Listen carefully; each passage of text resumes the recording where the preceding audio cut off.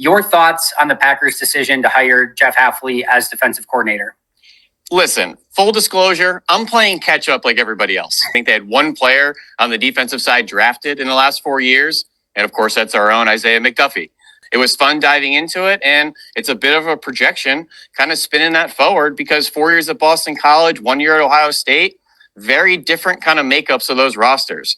All right, first thing, Boston College played an outrageous amount of man coverage. Over the last 2 years, second in the FBS in man coverage. That's 133 teams out there. So they're playing a ton of man coverage. What's going on in the NFL right now? Everybody's getting away from man coverage. They're playing a little bit more shell defense. We're hearing this too high scheme, quarter scheme, Fangio, keeping it in front of you, preventing explosives. There are only so many teams out there playing this high volume pressure man. That's Wink Martindale, who just left the Giants. That's Brian Flores in Minnesota. And there's some guys like, Steve Spagnuolo in Kansas City and Jim Schwartz that have the guys to do it. They also have guys like Myles Garrett and Chris Jones up front and a stable of cover corners. It's also dangerous to play man coverage in today's NFL. I think Nick Saban 4 or 5 years ago kind of threw his arms up in there and said, I think man coverage is broken.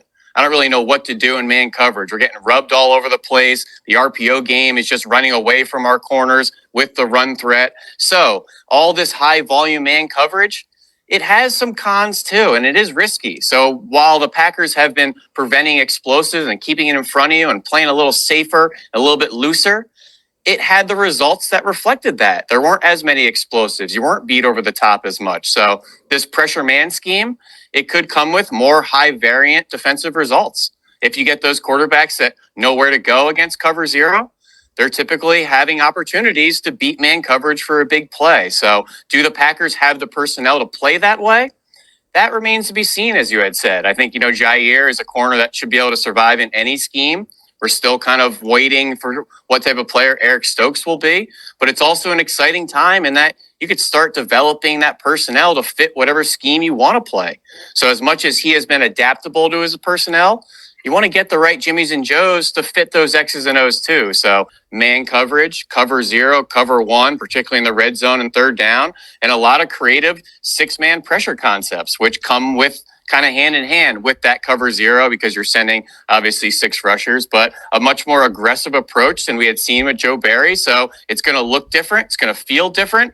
Not necessarily everything he's bringing is a truth serum or, the golden goose type of thing. Everything in defense has pros and cons. Always remember that. If there was a perfect defensive scheme, everybody would play it every play. But it's a chessboard. You got to move your pieces around, take away things, and also leave yourself vulnerable in other areas. I'm excited to see how he puts it together. Just because he played a ton of single high man in college doesn't necessarily mean that that's going to be able to carry over to the NFL. As you mentioned, they can just play man beaters all day if you play too much man. So there's going to have to be that chessboard mentality, exactly like you said. And I do think he has a little bit of that in his bag. And we're just going to have to kind of see how it plays out.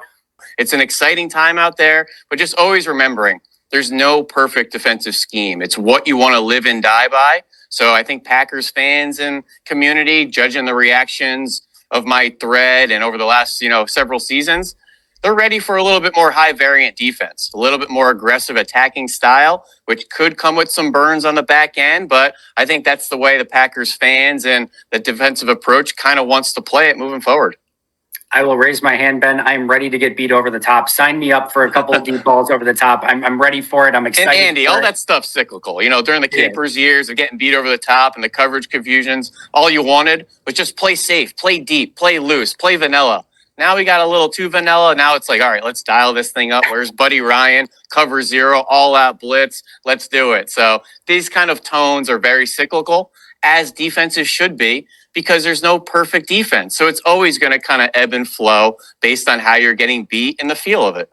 And that's why I think the adaptability is so important. I like the fact that he comes from different schemes and systems. I like the fact that we saw a little bit something different at Ohio State than we saw at Boston College. It feels like he has a pulse on what his team can be good at, and he adapts it to what they need to be. And Goody even said in his press conference on Thursday, basically that, because he was starting to get asked about like what type of scheme. And he's like, well, first of all, it's a 4-2-5 defense for everyone in the NFL anyway. Right. But he's like, secondly, he's like, what he's excited about is that he's going to be able to come into the building and evaluate the personnel on the team and then build his system off of that, which is 1,000,000% what you want to hear.